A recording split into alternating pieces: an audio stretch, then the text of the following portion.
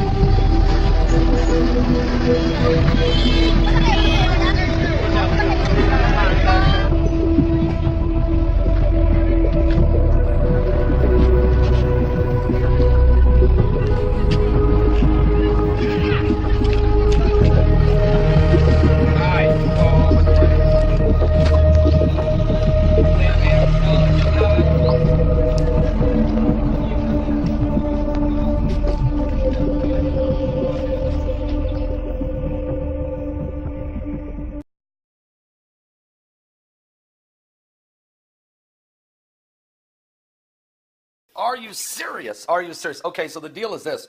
President-elect Donald Trump is going to have to deal with some struggling in his own intelligence agencies as the conflict over Russia is beginning to build a rocky start for his administration. Matter of fact, according to the Crusader Journal, President-elect Donald Trump's rejection this weekend of the U.S. intelligence analysis conclusion that Russia intervened in the 2016 election, helping him to win the White House in the latest in a string of conflicts between Trump and the intelligence community.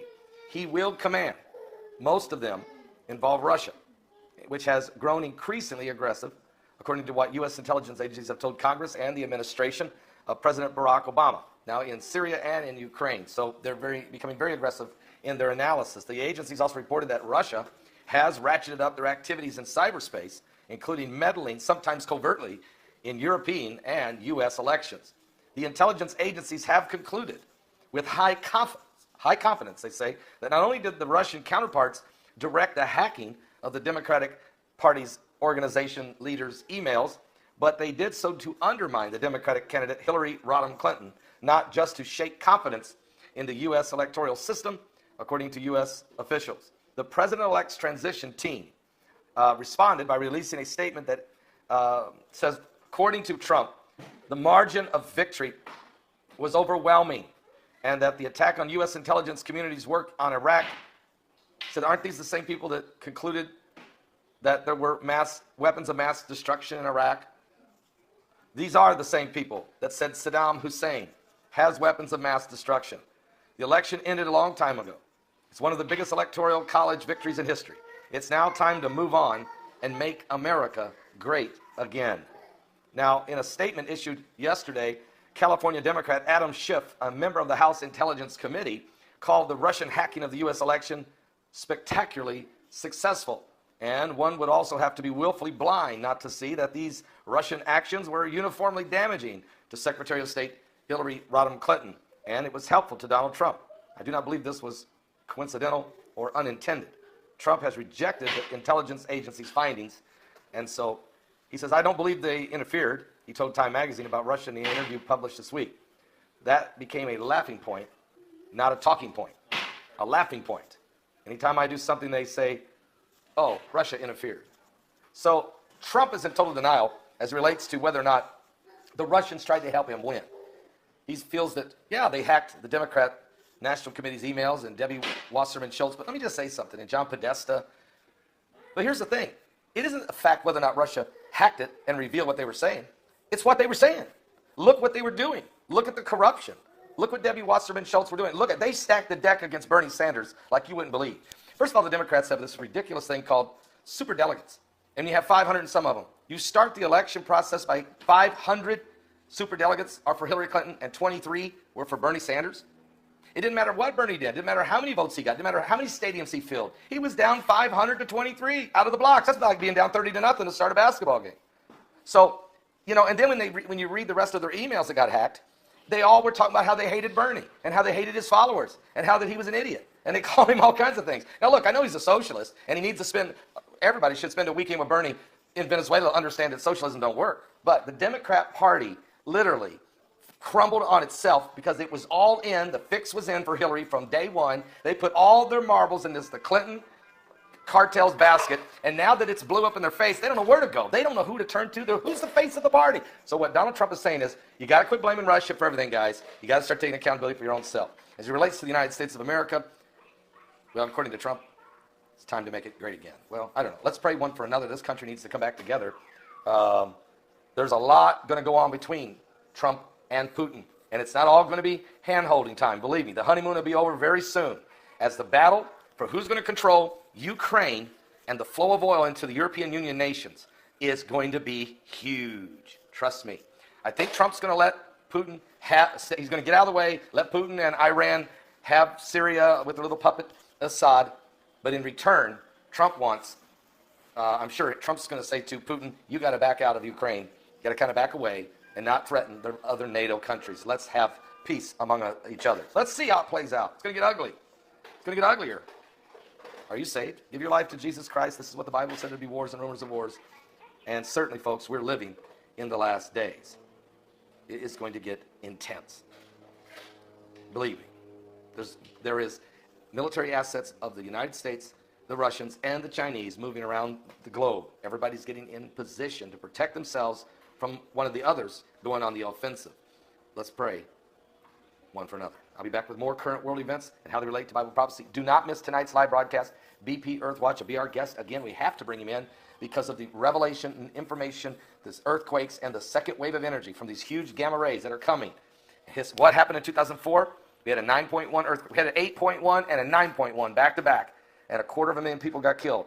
This wave coming is greater than that.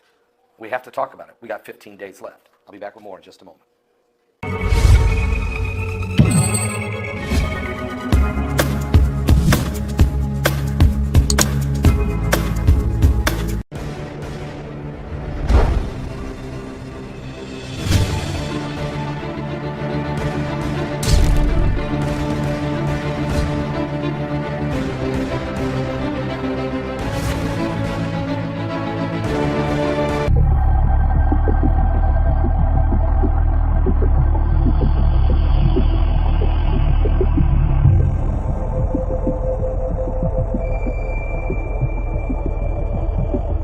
Footage has just emerged showing what is thought to be a meteor falling from the sky in Russia's Siberia. As you can see, this dash cam caught what appears to be a meteorite lighting up the sky. Rescue services say that they've received more than 400 phone calls from eyewitnesses. And this next video shows light flashes above a residential area. The Emergencies Ministry says that there's been no significant damage to infrastructure. Here's what the author of that video told us. When I walked out of the hospital that you can see in the dashcam footage, I walked towards the car and saw the sky light up. It was very bright. I saw a fireball. About 30 seconds later, I heard a loud explosion. Okay, let's get more on the story now. Artist Miguel Francis Santiago joins me in the studio. And the first question I'd like to ask you, apart from what happened, was I'm quite curious. Meteor or meteorite? What are we dealing with here? Actually, see, a meteorite is something that falls from the space and touches the Earth, while a meteor is the one that breaks up in the sky without really causing any significant So there you go, there's an important distinction here. Yeah, learn something new every day, huh? Well, but this one, they keep on falling, Neil. This is the third one since 2013. So the Chelyabinsk, we had a major one that shattered windows.